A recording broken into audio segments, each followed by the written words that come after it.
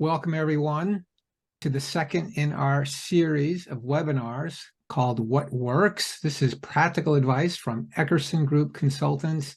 Really, what it is I get to interview each of our consultants and plumb their knowledge and expertise, which is what I do all the time. And now we're opening up these discussions to you. We want you to join the conversation. We really want you to ask questions and make comments in the Q&A tab, and we will incorporate your thoughts, your ideas, your questions into this conversation, and we'll all be much better for it. We'll all learn a ton. So this is our lineup here. We did one on data architecture last week with Carlos Bossi, our lead consultant on data architecture. And you can, if you missed that, you should really listen to it, and you can get that by registering for this series. You will automatically get access to the recording and the slides from that, as well as all the subsequent sessions here. So today, we're going to do a deep dive with Sean Hewitt, our lead data governance consultant. He's going to talk about a modern approach to data governance, how to deliver value fast, which is something data governance really hasn't done up till date. So eager to hear about that and learn what he's figured out on those lines. Many of you may know who Eckerson Group is, but some of you might not. Even if you do, you may know us from our research, but that's one of three pillars that we have to our organization. Obviously, in this series, we're highlighting our consulting group, but we also do advisory for software vendors on go-to-market strategies as well. Our consultants, we're a small team, but we're all veterans, 25 plus years in this space, with expertise in the areas you see in the circle there. And we've helped a lot of organizations over the years. These are some of them. We'd be more than happy to talk to you if you think you need help developing a strategy, data strategy, or an architecture, and modernize that, data governance program, data literacy, whatever it is. We'd be happy to chat. So you can contact us afterwards. So with that, I want to introduce Sean. He and I have been working together for many years. Sean's my go-to guy for data governance. He's been doing data governance longer than just about anyone in the field. He's been in data and analytics for over 25 years, and much of that in data governance. And Sean, you can probably elaborate, but he's helped a lot of our clients develop data governance programs or optimize them, or really just help them on a coaching basis to really improve what they do, even if they're already doing good things. He's a certified privacy professional, and these are just some of the clients that he's worked with in the last couple of years. So with that, Sean, I'm going to turn it over to you. And again, I want to encourage everyone in the audience, send in your questions or comments, and we'll incorporate them as we go, because we're going to stop after almost every slide and have a conversation. And we'd love to hear what you're thinking. All right, Sean. Thanks, Wayne. So today we're going to talk about data governance by design. So this is a concept. I first came up with this idea when I was doing analytics, and I'm sure other people have come up with similar concepts of integrating data governance into either the application design process or the data product to the design process, data engineering process. But ultimately, we want to incorporate governance features into that process to ensure that we're managing the risk associated with the data that's in scope for that process. I'm big on definitions here. So this is a new term. It was a new term for me a while ago, and I'm sure it's a new term for everyone else. But to me, when I first heard about this was like the solution to all the ailments of data governance. Too big, too slow, too imposing for business people. So instead of having and launching this big program, we're going to kind of insert data governance into their existing processes. So do I have that definition right?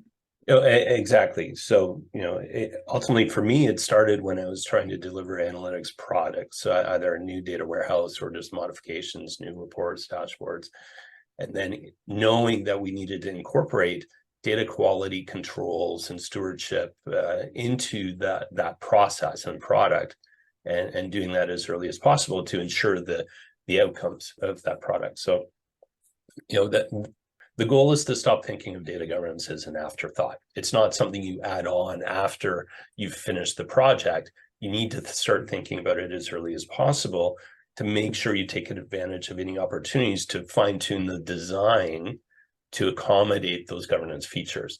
And this is something that's also common in privacy management, the concept of privacy by design. So incorporating your privacy principles into the design of whatever product you're building and doing it as early as possible.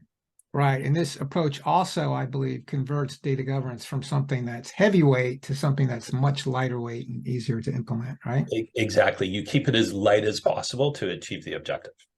All right. So that's a good context for the discussion the next hour. So exactly. So the problem we've seen over the last decade or even more, as long as data governance has been around, is if you try implementing it from an enterprise perspective, it takes too long to see any results. It's very difficult to deliver value because you're trying to build a program and define policies and standards and then roll those out. And even if you can get to the point where you stand up your council, you define some policies and standards, it's very difficult to roll those out because it's a large change management initiative, and you get culture challenges and individuals that are reluctant to change. On the other hand, we have project-based data governance where we have a project, we know we need to incorporate data governance into that project, and we can do that. But the challenge is if you get multiple projects doing that, often they'll do it inconsistently, and they can only do so much without executive support at the enterprise level to make the decisions. So to sign off on the standardization of KPIs or the standardization of business terms, you need the right people engaged in that project to do that. And sometimes it's very difficult to do that. So it seems like you're not saying don't do either of these things. I think you're saying do both of them, but somehow do them in alignment with each other. Exactly. Yeah, we still need to do enterprise data governance, but we have to do it in a better way. We still need to do project-based governance, but we need to do it in a better way. Exactly. So we're focusing on project-based data governance, but working towards a standard enterprise model. So it's like that old adage, right? Think global, but act local, right? Exactly. But we want everybody to be aligned to the same vision. So at the project level, we're looking at this vision of empowering the business with data while we minimize data risk. Traditionally, data governance was around managing that risk, making sure we're in compliance, managing data quality, things like that. More recently, we're seeing the emphasis on empowerment or enablement. So we want to empower the data with business, but do it at minimal risk to the business. There's always some risk. It's just we want to minimize the amount of unacceptable risk. And ideally, we're doing it with the lowest amount of effort and complexity possible. So right. It's a big ask. Yeah. And data governance, when it originated, it was really defensive in nature, right? It kind of came out of Sarbanes-Oxley, and it was all to keep the CEO and CFO out of jail. And so it was just imposed on organizations. So now you're casting it as more of a offensive type initiative by calling it enablement, right? Exactly. And it's true. We can justify data governance by the benefits it provides, not just the risks it avoids. Exactly. And it's easier to get buy-in from stakeholders when you focus on the empowerment. If you work with us, we can make your team better by giving them easier access to information they actually understand and can use. Yeah. Now, just going back to enterprise versus project-based, I'm going to be interested to see how you thread this needle, because reconciling those two is challenging. But ultimately, I've been in this space 30 years. I think if you're ever going to accomplish anything, you have to take opposites and figure out how to reconcile them. Not cut it down the middle, but do both of them at the same time. That's where you get the best of both worlds without having any of the downsides of each. Now, Dan, one of our attendees, is asking, are you going to define project-based data governance? I think we need to. Yep.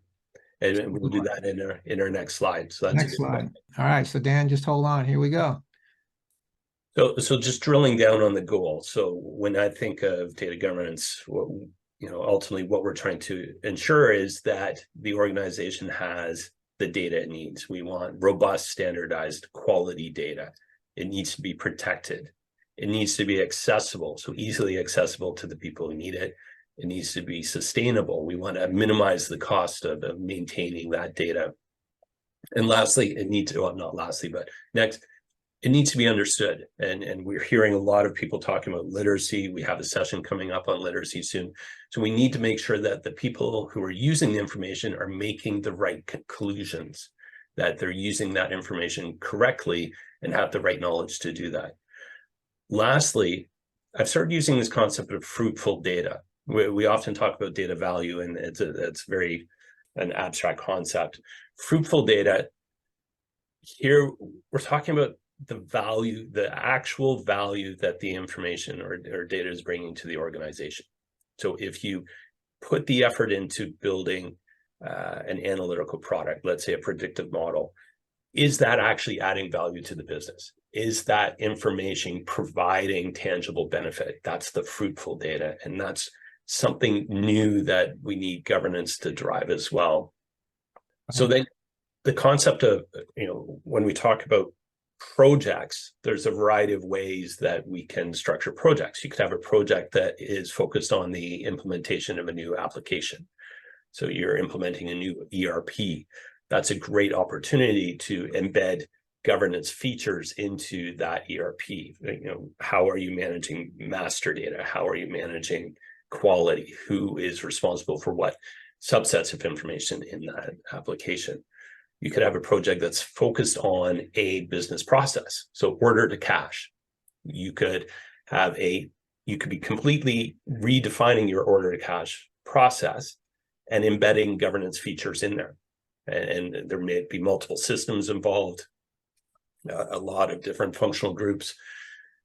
Quite often we see data governance brought into these data product projects. So it could be a predictive model, it could be a dashboard, anything like that. So bringing data governance into there and figuring out what governance features do we need to incorporate in order to minimize the risk and maximize the outcomes of that. Then lastly, we have governance at a business unit or a regional level or enterprise level. So when you say business unit level, you're talking about anything that business unit needs to govern. It could be an application, a process, or a data product, right? But you're going to take a comprehensive view of governance across that entire business unit or the entire enterprise, right? Exactly. Quite often we get engaged by a specific business unit because they have their own distinct systems and a distinct business model within that business unit, and they want to build governance capabilities there. And we need to design that. So it starts off as a project, but the goal of the project is to launch a program for data governance. Yeah. All right. So I think that answers Dan's question about what's a project-based data governance. It's define your goals and then pick your scope, which is the top bar here. What is the scope of your data governance initiative? And that's your project. And of course, you may string multiple projects together over time and eventually get to the enterprise, right? And within the enterprise, you could have multiple of these projects going on at the same time. And that's where you can get into some trouble, where if you don't have cohesion between those projects, they're doing things differently. They are, defining different terms. They're implementing different standards potentially. So they could be working against each other. Or we see the same thing in, business intelligence and data management, this whole trade-off between enterprise views and, distributed views. By the way, I wanted to bring in, actually, Dan just wrote it. So it's anything but enterprise. That's Dan's question to you in terms of what's project-based data governance, anything but enterprise. Yeah, you can think of it that way. Even at the enterprise level, you might have some projects that are happening there, but the concept is you have to find a project and you are implementing data governance features for a limited scope that is not being fully deployed out to the entire organization and across all systems. Yeah, so we're probably going to talk about how do you select your first project, but let's take a comment here from an attendee who said, in most companies, data governance is all about having meetings after meetings with no clearly defined output or goals. The trick is to be agile and focused on providing business value. Balancing act is key. I couldn't agree more, right, Sean? 100% agree. Yeah. That is the trick, is achieving that balance. Yeah. All right, so folks, feel free to ask questions or make comments, and we'll incorporate you into this conversation. Let's move on, right, Sean? Yep. All right.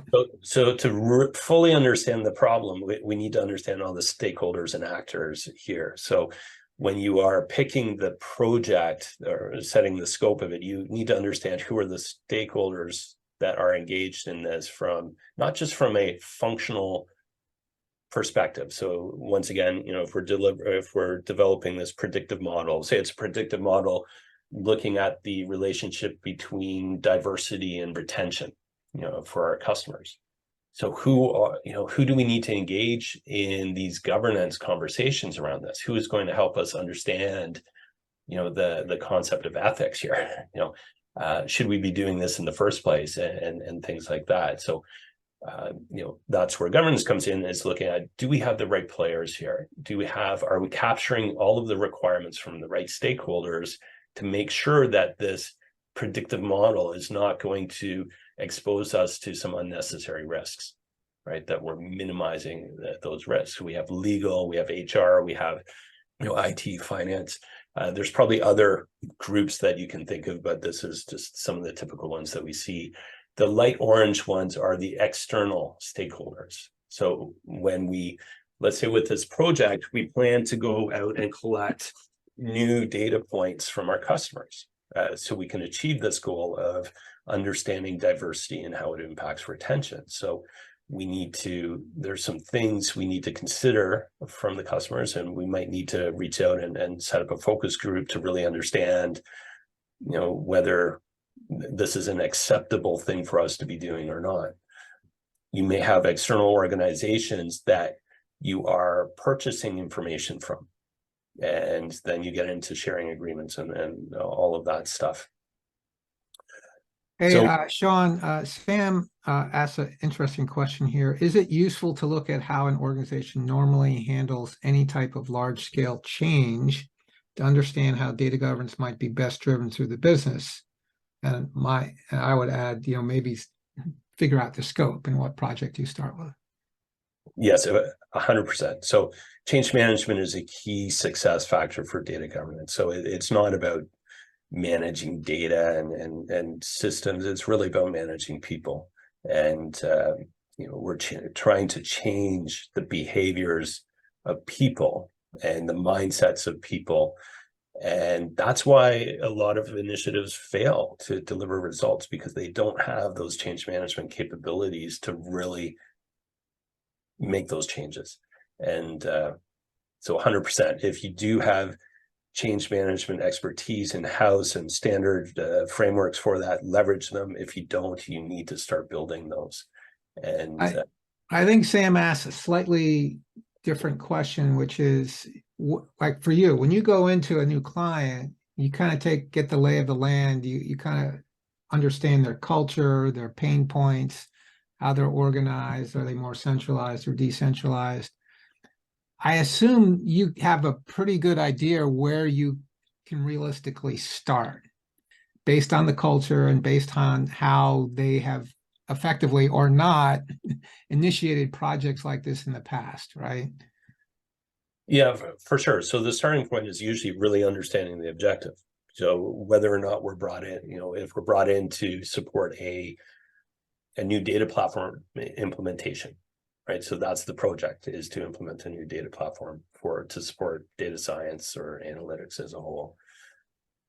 So the starting point is really looking at that objective, and then what are the obstacles to that objective, from a change management perspective. But then also, what risk are we creating by implementing that? And even further, at a more granular level, when we make design decisions for that platform, what are the potential compliance risks or governance risks that we're creating? Even data quality, data sharing, we have to look at through every lens to really understand the impact, and then how we need to govern that to reducing unnecessary risk, and to really drive the outcomes. I've seen endless analytics projects that they come up with amazing solutions, but then they never get adopted. And that is a risk. And how do we manage that? How do we ensure that that solution is getting adopted and build some stewardship and governance features into it to make that happen? And you could argue that that's really not a governance responsibility, but if no one else does it, it's not going to happen. Yeah. So let me run a scenario by you. Say you were just hired by a company to run a data governance program, but there's nothing there yet. They've never done this. How would you know where to start? It really depends on the scope of what they've asked us to do. Well, no, I'm not. Just pretend you're not a consultant. Pretend you've been hired. Hired as an internal data governance manager, right? Yeah. And now you're a brand shiny new employee, and you've got to build data governance from scratch. It's overwhelming. There's so many things you could govern. So I would start by looking at how do we stop things from getting worse? What can we do right away to stop things from getting worse? And that's where this concept of data governance by design comes in, where we start standardizing pieces of the process, whether it's data engineering or application development, whatever it is, standardize pieces of that to build more mature data governance capabilities. And when I say data governance, I mean stewardship as well. Make sure that we have people overseeing certain aspects of that data to minimize the risk and maximize the outcomes. So the challenge is that there may be a bunch of burning issues that you need to address, but you also need to make sure you're not letting things get worse. Yeah. All right, there's some good questions coming in, but I think we should do the next slide where we're really drilling into governance by design, and let's cover that, and then we'll come back to some of these questions. Okay, so the first step in delivering, early value is, as I said, don't let things get any worse. So let's embed some governance rigor into our delivery process, our agile process, and standardize that across all of these projects that may be doing it, and get them all moving in the same direction. So Wayne, if you hit the next key to bring up.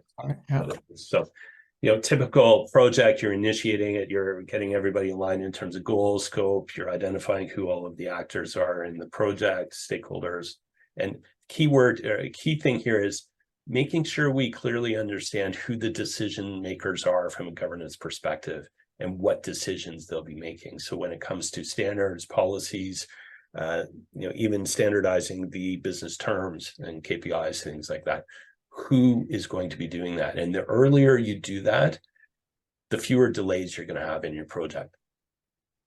Next, we move into analyze, the analysis, pretty standard stuff. We're looking at the systems, the data, the process. From a governance perspective, we need to understand what terms are involved in this. If we're building a dashboard or our predictive model, we need to really formalize those terms before we can really validate the business rules that apply to the solution we're building. So you can get hung up here. If you don't have people identified to approve those terms, you can be waiting here, or there's risk of rework. Identifying the issues and risks related to data security, data quality, literacy, anything that can undermine the outcomes. We don't like talking about requirements from an agile perspective, but there are requirements. There may be security controls. There may be requirements saying that we need to obfuscate data in a certain way for these certain data items. But ultimately, we're taking all of this stuff, including any governance features, and rolling those into our backlog. Okay, and then they get prioritized and sequenced for delivery or the build, where we're breaking everything into sprints. We're building our system changes, data changes. We might be manufacturing new data or collecting new data. So with our example of the predictive model for diversity, we might not be collecting that already. So we need to change our process to collect that information. We need to backfill missing information and bring that in. Then organizational changes. So maybe we need to implement new stewardship roles to support this, right? And monitor the data quality, access to the information, and things like that.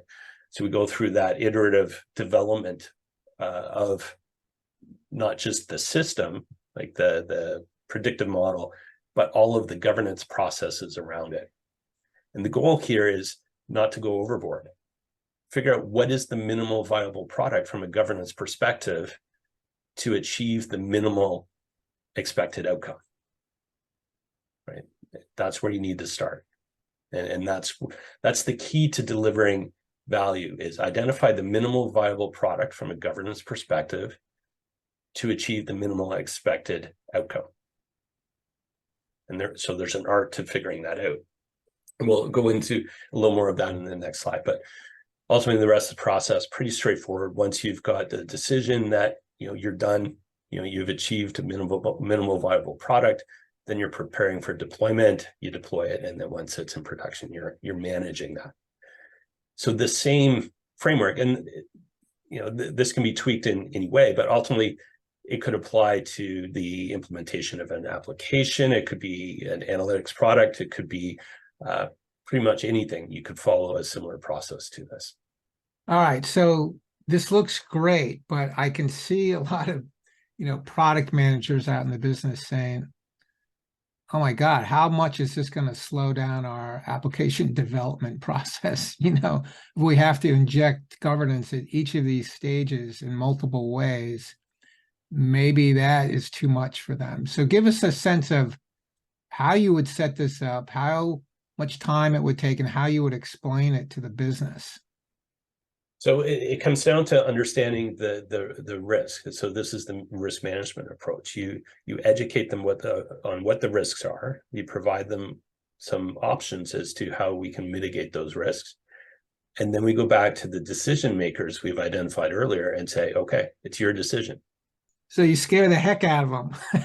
Ultimately, you identify the executives who have the authority to make that decision. Are they willing to put in the extra time and money to avoid that risk? Or are they going to accept the risk and say, no, let's not do that. Let's not include those features, and we will deal with the issues when they come up. Yeah. So presumably, I love this approach because presumably they're all vested in this project and they've gotten sign off and money to do it, right? Exactly. So then since they're vested, if you point out the risks of poor quality data or inconsistent data, they'll likely have to say, oh no, we don't want to take that risk. It would put the whole project and all our funding and our reputation at risk. Yeah. So you're kind of bringing data governance right down to where, the solar plexus, it's like right where it's going to get them the most. Well, and it's about making the right people accountable for the decisions as well. Right? So the project team is doing their best to deliver a viable product based on the knowledge they have. They don't always have all of the knowledge we want them to have. So we have to help them get that. And we need to make it easier for them to identify those security requirements, the privacy requirements. I've worked with clients where the biggest delay for delivering data products is it takes them forever to get validation on what are the security requirements for the project. It takes weeks or months to engage the security team and get confirmation on what the delivery team needs to do. And if we can standardize our approach and make that information easily accessible to the delivery teams, it will improve agility and reduce delivery timeframes.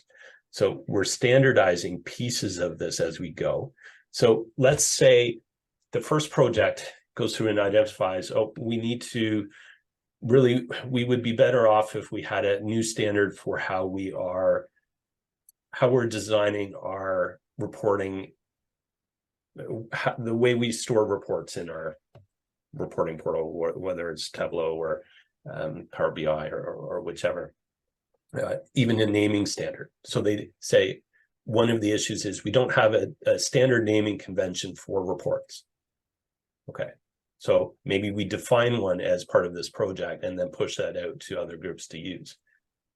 That's really critical here. That's how you turn, think global but act local Exactly. and make it reality. It's like whatever you come up with in this project here from a governance perspective, you standardize it and hopefully communicate and propagate it out to other projects that are starting, which may be harder than it sounds. Yeah. And it depends on the complexity of the governance feature. If we're talking about harmonizing data across 50 systems to support the outcome, and you need 30 data stewards to monitor that harmonization and approve the recommendations, that's a big challenge, right? But if we're talking about standardizing the naming convention for reports or other analytic products, then that's easier to do. But quite often we see that done within the project, and it never gets propagated to other projects. It's done in a silo. So the key to propagating is maybe having a strong data governance leader who can communicate the benefits from one project and inject it into others. And that's the key here. So we want to avoid the siloed approach by having some orchestration at the enterprise level. Yeah. And there's a governance coordinator, a governance coach that we need in place to do that. Okay, a few questions have come in. You ready? C-Dove asked, does this mean that data governance has to extend to the results of AI/ML models that are already public? I would say that, in certain industries like financial services, those models are highly regulated from start to finish, incredibly regulated. Who's creating the model? When was it created? With what data? Who certified it? How was the certifier trained? When were they last certified and recertified? It's really quite amazing, at least in financial services. So that's prior to going public, right? After public, they still have to monitor the model's impact and register any changes. And the model itself has to be understandable, or else it really doesn't meet the requirement. Right, but also from a stewardship perspective. So who's the ultimate decision maker around that? And then what stewardship processes need to be in place to support it? But even if it's not being released to the public, we see a lot of machine learning products and predictive models and things that don't deliver value because they weren't built in a way that is sustainable. Right. So they were built in a silo, then they're punted over to the operations team, and the operations team can't actually maintain it because it hasn't been built in a way that's really sustainable. So if we take this approach, then we're identifying those risks and opportunities. So, what standards do we need to put in place to ensure that when we are building those predictive models, that it can actually be put into a sustainable process? Two comments here on that score. One from Dan says, it seems to me what Sean is describing, take the risk back to the decision makers, belongs in the business case. Mm-hmm. Probably yes, but also you may discover things during the project that have to be brought back too, right? I would assume. Yeah. And quite often some of the risks will be related to the design of the solution. Right? Yeah. So you will have, at every stage of this process, you will identify more and more risks. So you'll have your initial risk assessment as part of the business case, but as you go, we need to keep our risk management hat on. Yeah. Another attendee says the cost of doing nothing is a great way for the business to understand the risk and value of data governance. Exactly. Yeah. Exactly. Here's a good question, maybe personal experience of this attendee. When you're trying to operationalize data governance after an initial launch around a project or initiative, how best can you sustain? Oh, that's not the one I was. Oh, no, I'm sorry. I was reading the wrong question. This is from Ram. If you have embarked on an enterprise-wide approach to data governance and are deeply invested in a technology like Collibra, but don't see much adoption, how would you change your approach? That's a great question. It doesn't really align to our governance by design. So I will address it, but very quickly. Ultimately, I would go back and really clarify what are the use cases that you want Collibra or any other catalog to focus on. Who are the personas that you're catering to? What do you need that platform to do for them? And realign it to do that. Take the human-centric design approach, which is one of the benefits we've identified for governance by design. Too many initiatives are focusing on the data and the product on the platform and not thinking about the people that are actually going to use this and how are they going to use it and how are they going to get the benefit out of it. So if we change our mindset to look at it from that human-centric perspective, we're going to have much better results. Yeah, when I first came to the industry, a veteran told me, Wayne, it's not about the technology, it's all about the people. So, and yeah. we see that with a lot of catalog implementations, that the tool is implemented without a plan, a thorough plan or a strategy, without clarity on how people are going to use it, and they fail. And quite often it's quite expensive. Yeah, and there's certain tools that we see have higher fail rates than others, unfortunately. So related to what you were talking about, sustainability, someone asked, how best can you sustain momentum with continued adoption and increased value without being authoritative? You do need to be somewhat authoritative, but what we're trying to do here is focus more on the carrot than the stick, and that's the enablement piece. And if we do things right, we're going to make life easier for the people who are using this data, using this solution, because there'll be fewer problems. They'll have better awareness of what that information is, how to use it, how to protect it. And if we're fighting fewer issues, then we can go back and deliver more data and better solutions. And if every project is trying to redefine everything from scratch when it comes to standards and how to do all of this, they're very inefficient. So if we can empower these project teams by standardizing key pieces that remove a lot of the excess thought, then it makes life a lot easier for them, and we reduce those timeframes and everybody's happier.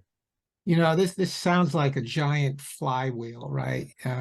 To get it moving at the start, it's really difficult. There's a lot of pushback and resistance. But once you get it moving, it kind of takes on a life of its own and it has its own momentum.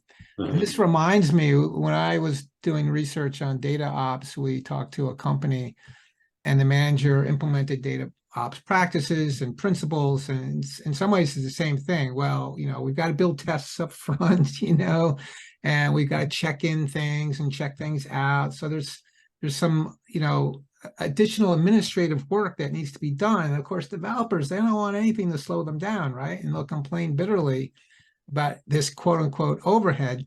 But at this one company where the manager was very insistent on taking this approach, you know, after the first couple of cycles, developers were like, oh my God, this is great. I will never go back to doing anything without a data ops approach because it's now saving me tons of time.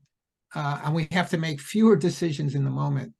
And it strikes me that this is kind of the same thing, right? If you can just get them over the initial hill, they'll start seeing the benefit and then it'll just take a life of its own. Yeah. You know, if we can standardize and simplify the things that developers hate most, which is the governance stuff, and make it really easy for them to go through those steps, you're going to have a lot of support for them. One of the big challenges we see is very few organizations are able to resource their governance teams properly if they have them. So you can't have a dedicated governance resource on projects. So, you know, that's why we need to educate the delivery teams on governance, and to the point where they can go through this on their own without much support from a governance coach or the governance office. And in doing that, you're decentralizing that governance effort and maximizing all of the resources. So that's why we're calling them a coach and not a governance analyst or something like that. All right, one more question, Sean, then we should move on. Sam asks, how do you quantify the value of, for example, standardizing naming conventions? These things would seem so esoteric to executives. Yeah, and that's where you focus on, the impact of not. So how does that translate to excess effort? How does it translate to confusion? How does it translate to errors? So I think somebody else mentioned the cost of doing nothing. So focus on that. But all we can do, in most cases, we are not the decision makers on these projects. There's some other there's an executive that we need to educate and make them accountable for the decision. So, they're gambling, right?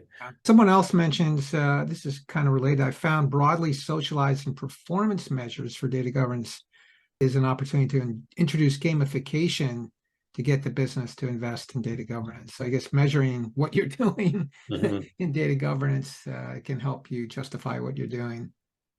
Definitely, that's something we look at a lot from at the orchestration level. How do we make it fun? How do we increase engagement for people, and especially with data stewards, because the perception there is we're just adding additional work. So how do we make it more fun? Simple things like, how do we get them to annotate the records in the catalog, or how do we get them to formalize the terms? And gamifying that and putting metrics out there and creating some competition between teams and stuff like that is definitely something we need to look at from a governance perspective to make it as fun and as engaging as possible. Yeah, I was going to say ChatGPT now, but now, Sean, haven't you created a game, a data governance game? Oh, we've created several. Like pre-COVID, when we were doing a lot of on-site stuff, we created card games and puzzle games and everything to demonstrate the value and to model processes and stuff like that. Now, most of the stuff is done, gamification is done online with like Kahoots and other tools to, one that we're actually using right now with the client is the New York Times connection game, just to help understand, how to take distinct data items and group them into data sets and things like that. Just fun things. All right, it's good. Good gamification and data governance. Never would have thought those went hand in hand, but in fact, they have to. You want data governance to be fun because it definitely doesn't have that aura. All right, let's move on to the next. So we at least finish the slides before our time is up. So when we talk about data governance features, that a lot of people think about the policies and standards, and of course that is part of data governance. What we want to do is engage the project team with some help from a data governance coach and any other stakeholders that might be necessary. So it could be legal, HR, procurement, anybody else that we think has something to add to this. But then we're looking at many different aspects of this solution to identify what are those governance features. So do we need to update our policies? Do we need new standards in place or new guidelines to really ensure that we don't have unacceptable risks or problems in the future? Do we need to implement new processes for access and monitoring? Do we need, if we don't have a standard approach to data sharing, implementing data sharing agreements, do we need to create a standard approach? And will this project be the first stab or first iteration of that standard approach? Compliance monitoring, what do we need to do from a compliance monitoring perspective for this initiative? And then we get into stewardship. So what new stewardship rules do we need to implement to support this? How do we need to educate people from a literacy perspective? What additional coaching needs to be in place to really maximize the outcomes of this? And these are the things that address adoption. So having coaching in place to help people understand how to best use the solution, making sure that they have the appropriate knowledge to, it's not just that initial training on the tool, it's really the knowledge, making sure that they sustain that knowledge to really get value out of it. A big one is standardizing the business terms. A lot of projects, they talk about this, but then they struggle. They go through a process of creating a spreadsheet with a bunch of terms in it and potential definitions, but that they never get approved. And that's why we need that enterprise orchestration to make sure that we get those approved, or else there's a risk that whatever we're doing here will conflict with work somebody else is doing elsewhere. So Sean, just to interject for a second. So once this is what you do, once you've picked a project, your scope, right? Then you go through this list of things to figure out what is it that you need to do within this project from a governance perspective. And that's also aligned with the steps above, the project development steps. So you pick these things and then you align them with the initiate, analyze, build, prepare phases, et cetera, right? Is that what we're talking about here? Yeah. So out of here, we will have a series of backlog items, and we will need to deliver those through the iterative process. Now, same if you are just writing a new standard, you could go through, you're working on that standard while you're developing the solution or things like that. So you're still doing that in an iterative approach. The key thing here is, though, you want to keep this to a minimum. I can be a bit lazy at times. I don't like doing more work than I need to. So I want to keep this to an absolute minimum. What is the minimum amount of rigor we need to achieve our objective? Yeah, I was going to say that this feels overwhelming. So that you just answered the question. How do you keep from being overwhelmed? Because usually it's like a solo data governance coordinator or a coach that has to figure this out and then figure out how to inject this into the project. And it could be a dozen steps or things like, well, actually, in your experience, how much gets injected into a project? How many steps or features here that usually? Yeah, it's hard to say. It depends on the scope of the project. So I've seen I've been on projects where all of this needs to be done. And I've been on projects where all we're doing is standardizing a few terms and defining some coaching, right? One thing we're trying to accomplish here, though, is make it clear to the decision makers what options are available to them and have them make the decision. And if we need to increase budget or extend the timeframes or anything to accommodate that. So if we decide that, well, in order to manage this, in order to really deliver this without creating more risk, we need to implement a new access management stewardship process, right? That can take some time on its own. We might even, at this point, we might even have the predictive model developed, like the prototype ready, and the perception is we could have the whole thing done in a month. Well, we can't safely roll that out without putting some other stewardship controls in place. Yeah. So we document that, and any other governance features we think are necessary, we put that in a governance plan and present that. It could be as simple as a couple PowerPoint slides. Present that to the decision makers, say, we've done our due diligence. Here's the risks. Here's the options we have for mitigating those risks. Here's our recommendations. Yeah. Do you approve or not? And here's the impact to the project and budget, things like that. So I was going to ask a question on staffing, because it seems like you need really good data governance managers to make this all happen, and at the project level, and then orchestrate it throughout the enterprise. And that really is your next slide. So let's move to that. And this is the last slide before the conclusion. So we mentioned a few times that we need this in order to prevent that siloed approach and to really make sure that the great work that's done within one project gets shared with other projects, so they're not duplicating that work, right? And it will save them time. And then we want to make sure we are working towards a common vision for enterprise governance, that we're not doing something that'll take us in the wrong direction.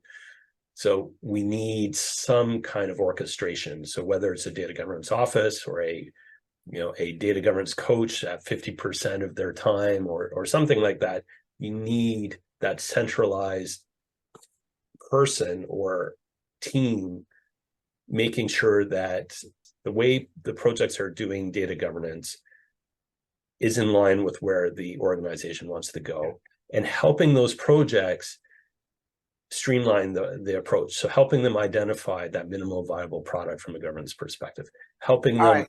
So let me just interject here, because it sounds like you got to be pretty good to make this happen.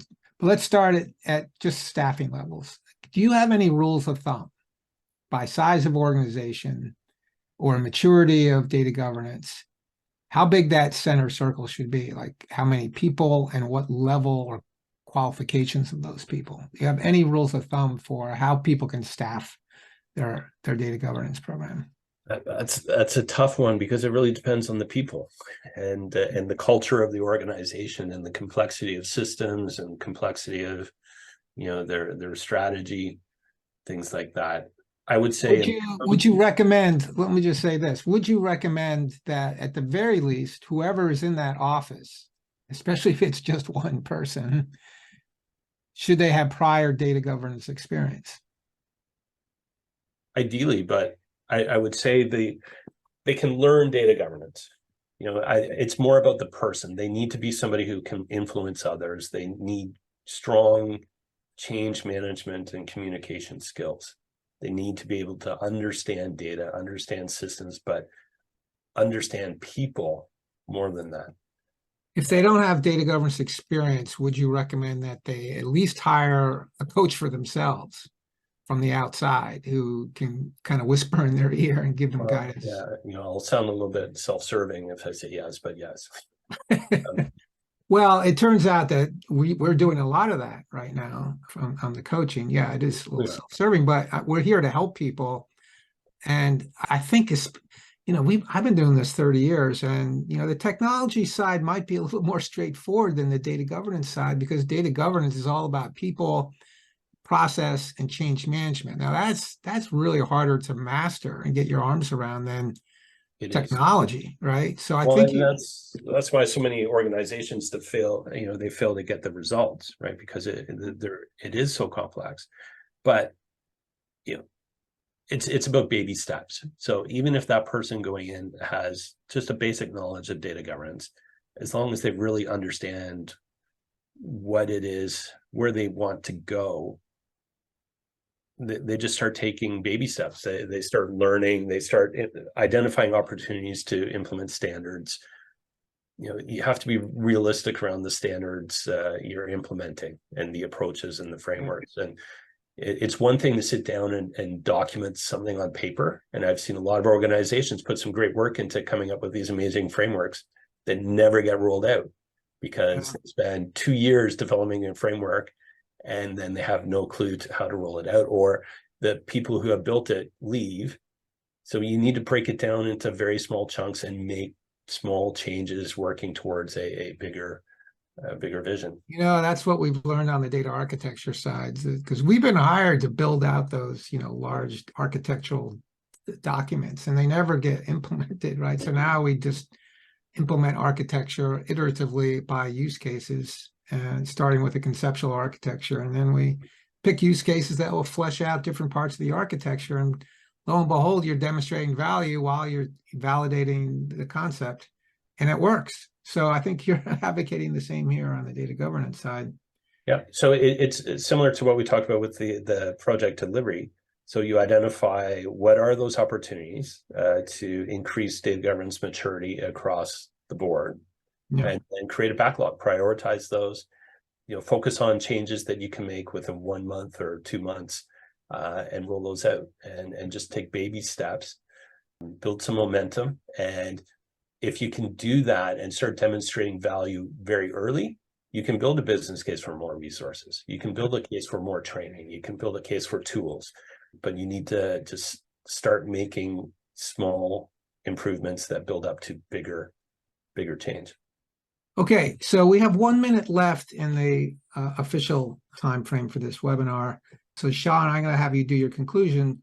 But before that, folks, we're going to answer all your questions or comments, and we'll stick around as long as that takes. So go ahead and insert whatever you want in the Q&A tab, and we will get to that. It's the fun part of this whole session too. So Sean, here's your last slide. And then we'll take... As we said on one of the very early slides, is we want to focus on the carrot, or the fact that data governance is also an enabler. It's not just reactive.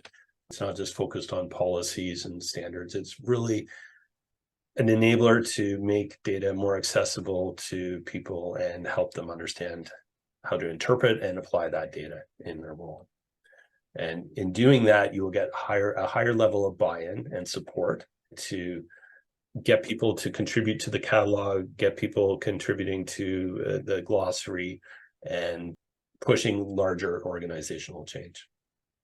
Awesome. All right. And we actually have some slides here just to finish up. We're doing this series every week, every Friday, kind of a great way to end the week.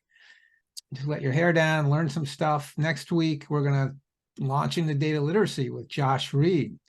So I hope you can join us for that. And obviously the last two sessions. I'm not sure why I'm listed here as a speaker. I can't interview myself. So we're going to have to find someone to do that. But anyway, if we go to questions, here's a comment from Christy who says, I agree with Wayne. This can be overwhelming. It's overwhelming for me, Christy. When I look at data, it's kind of an area I've really actually never been able to get my arms around. So that's why I rely on Sean and Josh almost exclusively, because it's overwhelming. It's a whole program that overlays everything else we've been doing and talking about for the last 30 years. So it's massive. But as Sean has presented here, you can't design it that way. You have to design it iteratively in a project-based way that has an eye out for the future and how you align from the enterprise. I think it's great advice. Here's a comment from Brad. Completely agree, Sean. We got a young lady in our business transformation practice that is leading an MDM project for one of our clients, and she has no background in data governance and is excelling in helping the client on that journey. So I guess that was the comment. You don't need data governance background. You just need to have a certain type of character, right? And outlook and facility with data and people. Here's a good question. What is your perspective on the future of data governance in the next 10 years? Do you envision more automation and less human engagement? Will machines replace human stewardship? Oh, that's a great question. I'm not going to touch that one. I'm going to let you go first. Yeah. So the challenge with machines automating data governance is it brings up the question of metadata. So do you have the metadata that the machines need to do their thing? So, AI and, we've talked about AI with reporting it. We've had discussions within Eckerson Group about, will we get to the point where we can ask AI to go build a report for us, a dashboard on, even this example of a predictive model on diversity and retention. Can we just ask AI to go do that for us? And we will eventually, if we have the right metadata to support that. But then you get into the question around who's governing that metadata and what level of stewardship do you need for that? So as we add these features, the governance changes to govern those new capabilities. So if we're introducing AI to support governance, then you need to govern that AI. And so it becomes a cycle of different layers of governance to support automation, and so it will change. There will be more automation, but you still need people to make decisions around what is acceptable risk. Even when it comes to harmonizing data, the tools can only do so much. They will say there's an 80% probability that these two records are the same person. Well, somebody needs to sit down and say, well, okay, yes, I agree.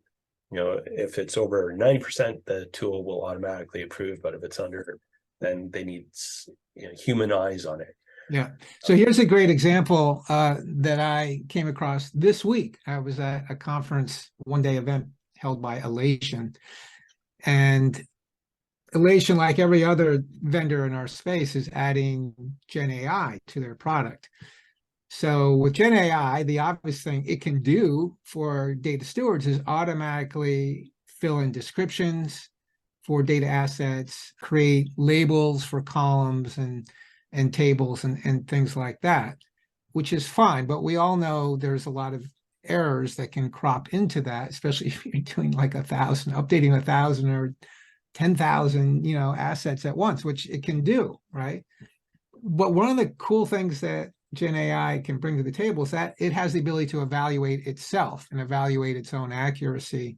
So at Elation, they are working on something that will allow you to just push the button and it'll go and document all of your assets, right? Yeah. But then we'll also classify those by these are, highly accurate, these are moderately accurate, these are probably inaccurate.